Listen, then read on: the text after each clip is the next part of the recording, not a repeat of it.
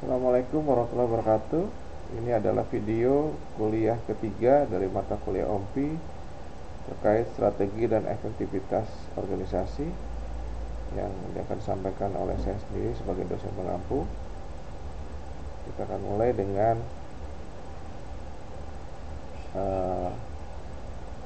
yang pertama adalah tujuan pembelajaran. Tujuan pembelajaran ada beberapa poin yang akan dijelaskan di sana terkait dengan bagaimana menjelaskan pentingnya strategi dan proses strategi, kemudian memahami dan bisa dalam merumuskan visi dan misi, artinya mampu, kemudian memahami tujuan strategi dan tujuan operasional, kemudian mengetahui model strategi Porter dan tipologi strategi Mars and Snow, kemudian menjelaskan bagaimana strategi mempengaruhi desain organisasi, kemudian membahas pendekatan tujuan, sumber daya, proses internal, konstituen, strategi untuk menilai efektivitas, kemudian menjelaskan model nilai-nilai yang bersaing dan bagaimana kaitannya dengan efektivitas. Kita mulai di poin pertama terkait dengan arah strategi dan desain strategi. Tujuan strategi adalah yang disebut dengan tujuan organisasi adalah keadaan yang ingin dicapai dari suatu organisasi. Dalam hal ini tahapannya pastinya adalah melakukan scanning environment. Ini biasanya dilakukan oleh CEO dan top management, tim top management, di mana nanti akan dianalisa data environment, extra environment dan internal environment. Nanti dimunculkan adalah biasanya analisa SWOT biasanya, karena kalau eksternal bicara opportunity, threat, uncertainty, resource availability. Ini sesuatu yang nggak bisa dikontrol sebetulnya. Hanya bisa dikurangi dampaknya atau diperbesar dampaknya. Kayak opportunity ya diperbesar, threat, uncertainty, resource availability ya itu diperkecil. Ada yang diperbesar, ada yang diperkecil. Kalau internal situation itu bicara strength dan weakness, bagaimana dia memperkuat strength-nya dan mengurangi weakness-nya, ya, dengan distinctive kompetensi, leader style, past performance dan lain-lain. Nah, setelah melakukan scanning, kemudian dia menetapkan strategic intent. Strategic intent itu bicara bagaimana dia mendefine mission, kemudian tujuan perusahaan, dan kemudian diarahkan kepada operational goal-nya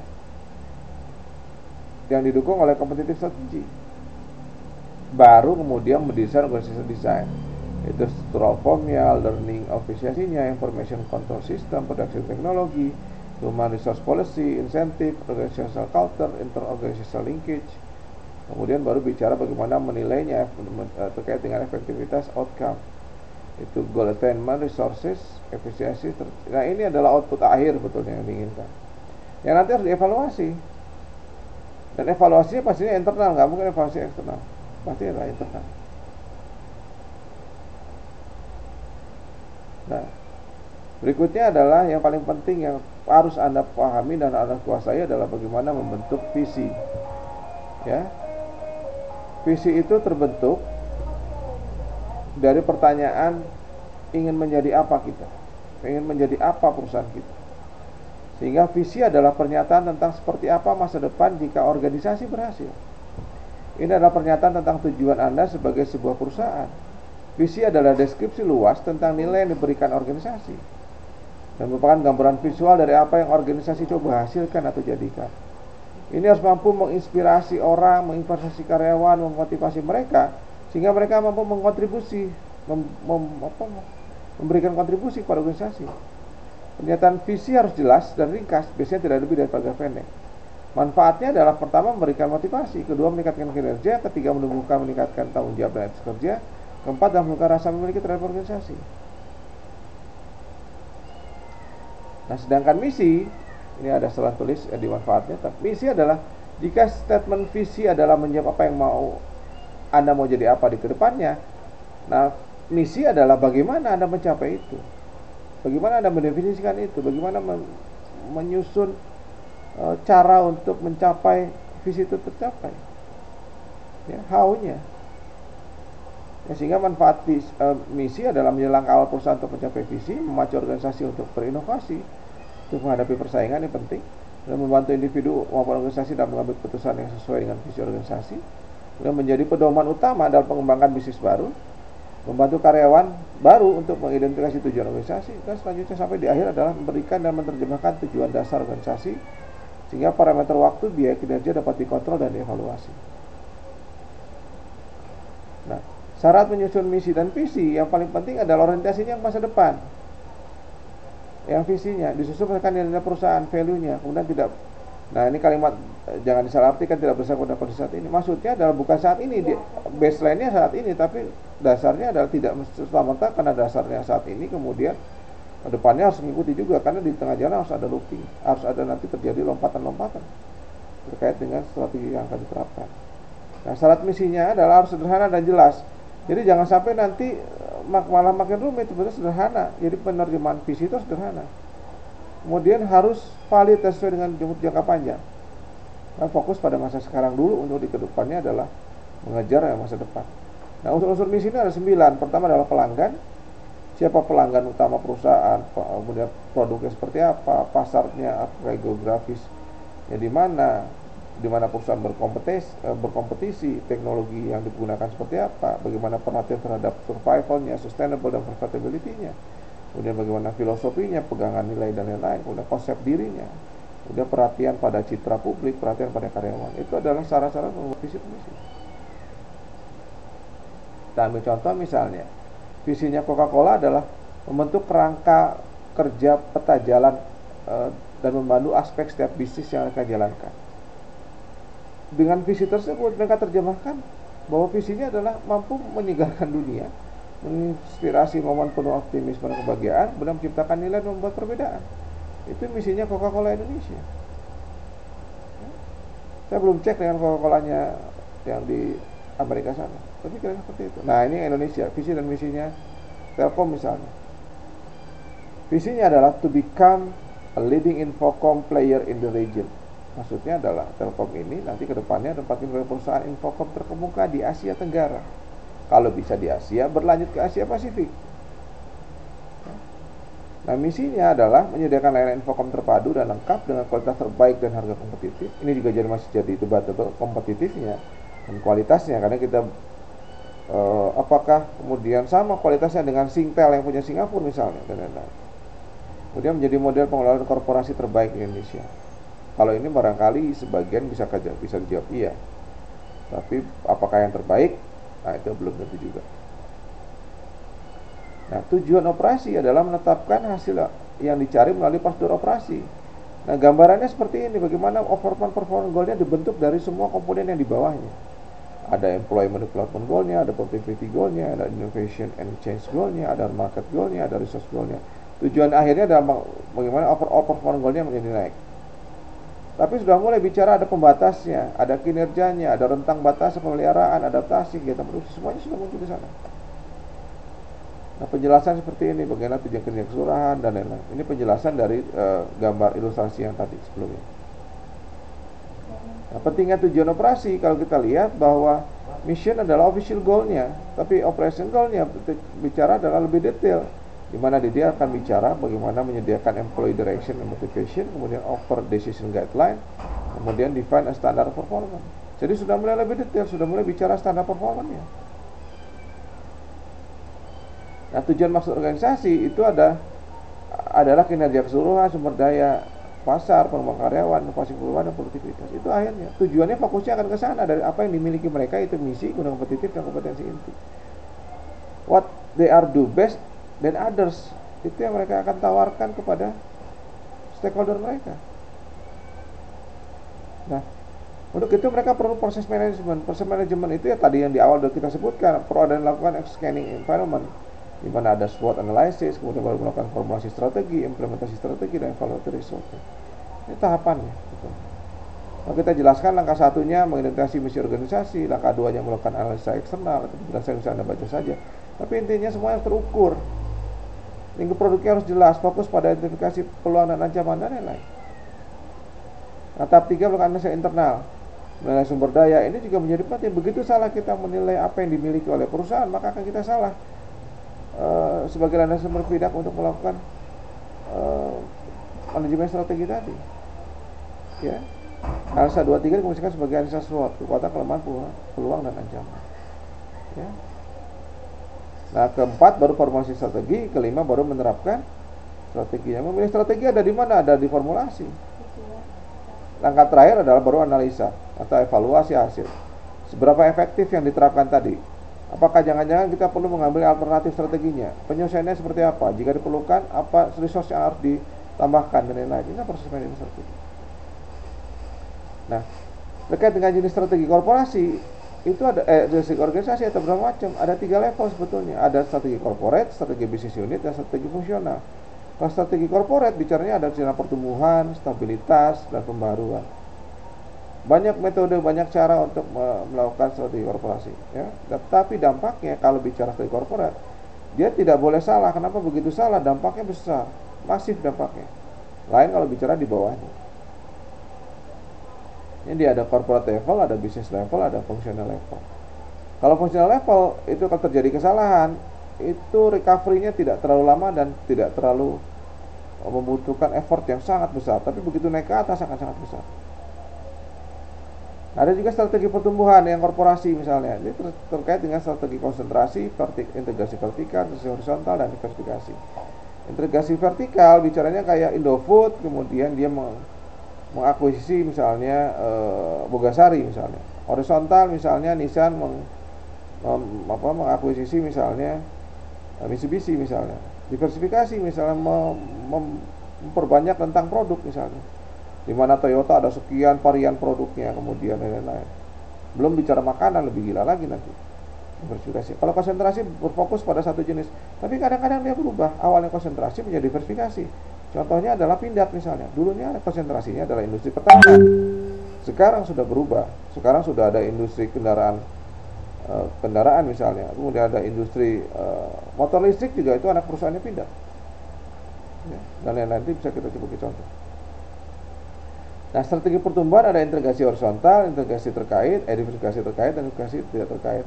Ini yang tadi menjelaskan yang di awal, bahwa bagaimana integrasi horizontalnya, menggabungkan operasi satu dengan yang lain, dan lain-lain. Misalnya Toyota Avanza dengan Xenia itu kan sama, tinggal beda brandingnya saja. Itu bisa melakukan integrasi integrasi horizontal, sehingga substitusi produknya itu menjadi lebih mudah dan murah karena diproduksi secara massal.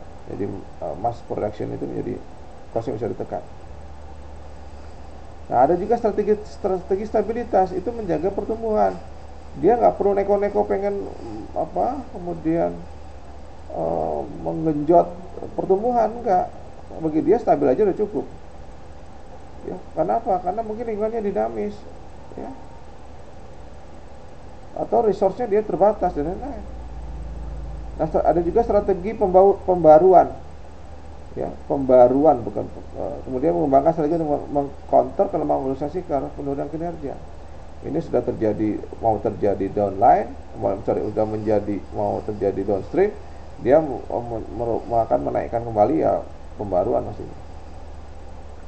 Nah, analisanya bisa melakukan dengan analisa yang disebut dengan analisa Boston Consulting Group, analisa portofolio. Dia akan melihat posisi perusahaannya di mana, apakah di start, di cash cow, di dog, di question mark. Parameternya ada 2, market share dan growth rate. Ya. Semua orang akan menginginkan ada di start atau di cash cow. Semua akan menginginkan itu. Kenapa? Karena situlah duitnya muncul. Tapi orang-orang akan menghindari dog dan question mark. Kenapa? Situlah uang harus dikeluarkan untuk mengembangkan dan mendevelop pasar maupun mendevelop produk. Ya. Ada cash cow, ada bintang, ada tanya-tanya, ada hanya bahasa Indonesia, bahasa Inggrisnya ya ada start, cash cow, dog, dan question mark. Ya, kemudian ada strategi bisnis atau kompetitif dan keunggulan kompetitif.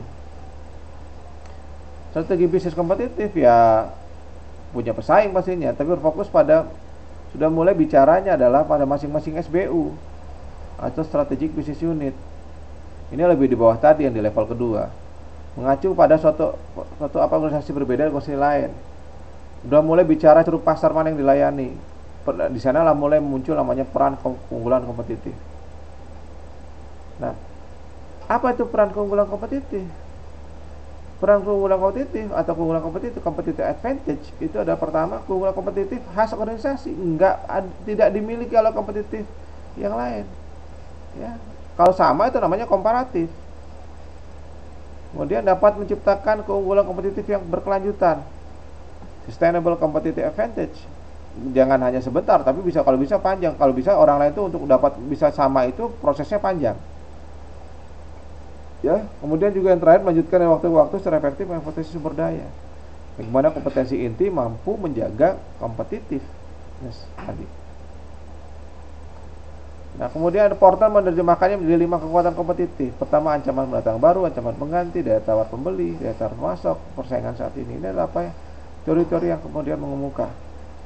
Ya, bahwa intensity of rivalry among current competitor terkait dengan new entrant, supplier, substitute, dan buyer. Ini saja yang bicaranya kekuatan industri. Kalau orang mau bicara analisa persaingan, bicaranya ini. Ya. Bicara new threat of new entrant, bargaining power of supplier, threat of substitute, bargaining power of buyer, dan lain-lain. Ya. Dan saat ini organisasi menerapkan strategi bahwa strategi organisasi adalah pertama adalah bahwa strategi itu harus fleksibel karena perkembangan lingkungannya makin dinamis dan makin cepat. Yang muncul adalah adanya strategi organisasi yang berkaitan dengan e-business, mengedepankan customer service dan mengedepankan innovation. Karena sekarang orang akan ketinggalan kalau nggak bicara tiga hal ini. Kemudian bagaimana internet telah mengubah bisnis. Internet mungkin perusahaan untuk membuat apapun menjadi mudah, apapun networkingnya tidak menjadi rumit, kolaborasi menjadi mudah, meluncurkan produk, menguji produk dan lain-lain menjadi serba mudah. Internet. Ya. Nah, strategi yang menerapkan teknis bisnis ini adalah pertama kepemimpinan biaya, diferensiasi, dan fokus. Ada 3 hal yang bisa dilakukan, ada 3 strategi yang bisa dilakukan. Misalnya kepemimpinan biaya, kegiatan online, semuanya dilakukan dengan online. Ya, penawaran, mengolah pesanan, mengendalikan pesan, sehingga ada namanya marketingnya sudah lewat online semua, penjualan mulai online, pelayanan juga online. Diferensiasi, nah itu pemasaran melalui customer supporting system misalnya, udah melalui online juga.